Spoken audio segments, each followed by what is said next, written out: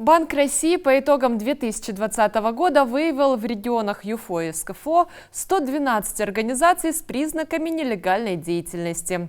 Перечень организаций опубликован на сайте мегарегулятора. Напомню, сейчас в базе около 1800 подобных компаний. Банк России с помощью специальной системы мониторинга, а также по обращениям граждан выявляет в том числе в интернете компании и проекты с признаками нелегальной деятельности.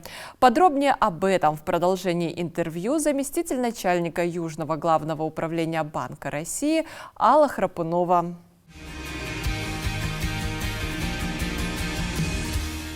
Виды нелегальных схем, которые распространены на юге России, насколько они отличаются от схем в других субъектах, в других округах? Нелегальные схемы на территории Южного и Северо-Кавказского федерального округа, вы совершенно правильный вопрос задали, схемы характерны для разных регионов, разные. Ну, наверное, это зависит и от людей, кто там живет.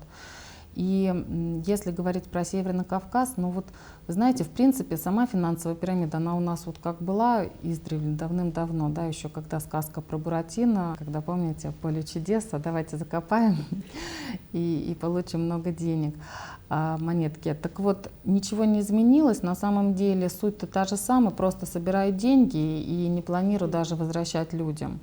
Просто сейчас эта обертка уже превратилась вот в интернет-проекты.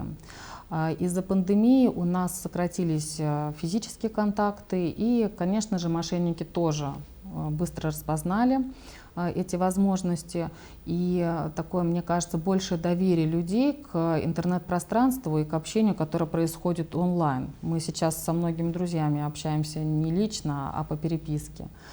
Так вот, и в данном случае, и, кстати, вот еще пандемия, я думаю, что меня поддержит, такая вот, мошенники работают, знаете, как методы социальной инженерии, доходы несколько сократились, и, конечно же, все люди ищут, а где бы полегче, побыстрее заработать. Так вот, это и сказалось на схемах, которые мы сейчас фиксируем. Достаточно большой процент ушел у нас в интернет-пространство. И сейчас это интернет-проекты, которые, например, призывают вкладывать денежные средства на какое-то дальнейшее там инвестирование, причем, ну вот какие мы инвестирования так наблюдали, это и какие-то медицинские разработки, даже вакцины от ковида, какие-то постройки теплиц и так далее.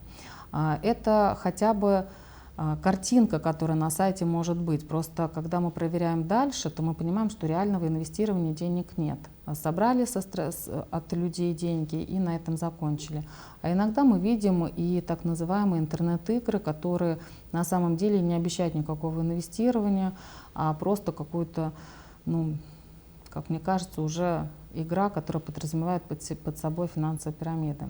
Очень важные тенденции тоже мы начали наблюдать. И сейчас это является таким приоритетом в поиске решений максимально раннего выявления таких мошеннических схем, когда через мессенджеры собирают призывы людей, через всем знакомым Инстаграм, Телеграм. Иногда это бывают и закрытые аккаунты. К сожалению, в ряде случаев привлекают к призыву собрать деньги известных актеров, иногда и блогеров, то есть кому доверяешь, и кажется, что уж если этот человек рекламирует, то тут можно спокойно доверить свои деньги.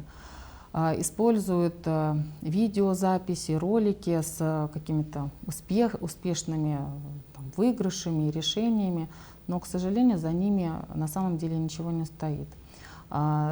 Компании не открывают информацию о своих финансовых показателях, о реальном инвестировании. Больше того, сейчас мы видим, что очень часто встречается даже отсутствие контактов. То есть нет ни телефонов, ни адресов, ни офисов. Еще раз повторюсь, что общение идет просто по переписке. В данном случае, даже если, например, проходит телефонный звонок, то он идет со стороны той, которая привлекает деньги, а дальнейшие попытки связаться уже остаются безуспешными. Вот такие тенденции мы наблюдаем и на территории Северного Кавказа, и пытаемся с ними бороться. И, кстати, я хочу сказать, что мошенники сейчас еще очень часто эксплуатируют такие, ну, наверное, интересные и модные, и привычные призывы, как инвестирование в криптовалюту, в акции, в ценные бумаги. Но зачастую мы видим, что никаких реальных, повторюсь еще раз, вложений на самом деле и нет. А вообще призывы инвестирования в криптовалюту, Банк России давно говорит, что нужно быть аккуратнее, и риски работы с ней в настоящее время слишком велики. Скажите, пожалуйста, будет ли какое-то отслеживание, насколько нужен был список компаний с нелегальными признаками, как он помог, не помог людям? Ну, какая хорошая мысль. На самом деле мы очень, знаете, как рассчитываем, точнее, нашей сейчас целью рассказать как можно большему количеству людей о том, что этот список есть. Уверена, что он должен быть полезен всем, кто хочет защитить себя и свои интересы.